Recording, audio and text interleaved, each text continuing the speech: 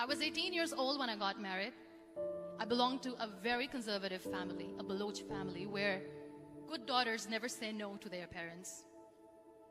My father wanted me to get married, and all I said was, if that makes you happy, I'll say yes. And of course, it was never a happy marriage. Just about after 2 years of getting married, about 9 years ago, I met a car accident.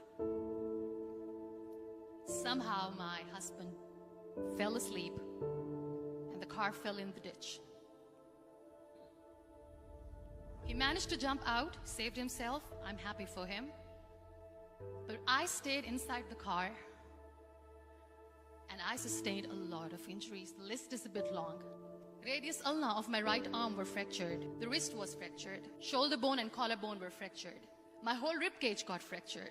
But that injury that changed me and my life completely was the spine injury.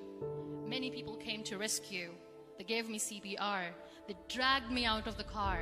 And while they were dragging me out, I got the complete transection of my spinal cord. Those 2.5 months in the hospital were dreadful.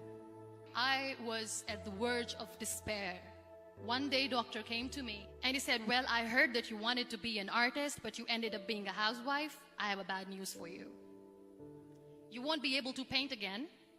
Next day, doctor came to me and said, your spine injury is so bad, you won't be able to walk again. I took a deep breath and I said, it's all right. Next day, doctor came to me and said, because of your spine injury and the fixation that you have in your back, you won't be able to give birth to a child again. That day, I was devastated. I started to question my existence. Why am I even alive? So what kept me going was, one day I asked my brothers, I know I have a deformed hand, but I'm tired of looking at these white walls in the hospital and wearing these white scrubs. Bring me some colors, bring me some small canvas. I want to paint. So the very first painting I made was on my deathbed, where I painted for the very first time.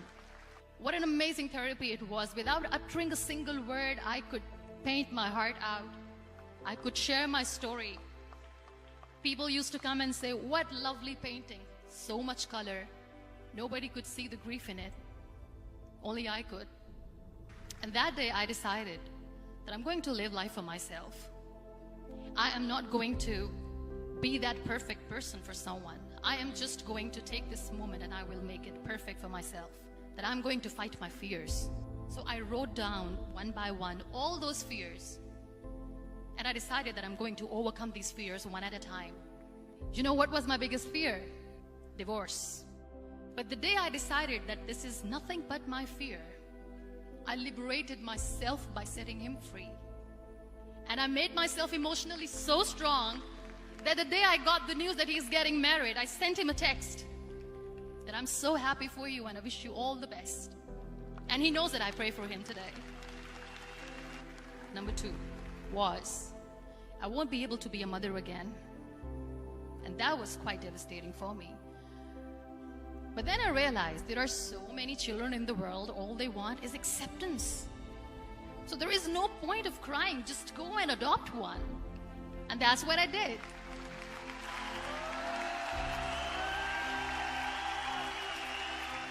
I gave my name in different organizations, different orphanages, and I waited patiently. 2 years later, I got this call from a very small city in Pakistan. I got a call and they said, are you Muniba Mazari? There is a baby boy and would you like to adopt? I could literally feel the labor pain. I said, yes, I am going to adopt him. I am coming to take him home. And that day, Niall was 2 days old, and today he's 6. You know, when you end up being on the wheelchair, what's the most painful thing? People think that they will not be accepted by the people because we, in the world of perfect people, are imperfects. So I decided to appear more in public. I started to paint. I have done a lot of modeling campaigns. I decided that I'm going to join the national TV of Pakistan as an anchor person. I became the National Goodwill Ambassador for UN Women Pakistan, and now I speak for the rights of women, children. I was featured in BBC 100 Women for 2015. I'm one of the Forbes 30 under 30 for 2016. So when you accept yourself the way you are, the world recognizes you. It all starts from within. We have this amazing fantasy about life. This is how things should work. This is my plan. It should go as per my plan. If that doesn't happen, we give up. I never wanted to be on the wheelchair. Never thought of being on the wheelchair. This life is a test and a trial, and tests are never supposed to be easy. So when you're expecting ease from life, and life gives you lemons, then you make the lemonade, and then do not blame life for that. It is okay to be scared. It is okay to cry. Everything is okay, but giving up should not be an option. They always say that failure is not an option. Failure should be an option, because when you fail, you get up, and then you fail, and then you get up, and that keeps you going. Embrace each and every breath that you are taking. Celebrate your life. Live it. Don't die before your death. Real happiness lies in gratitude. So be grateful, be alive, and live every moment.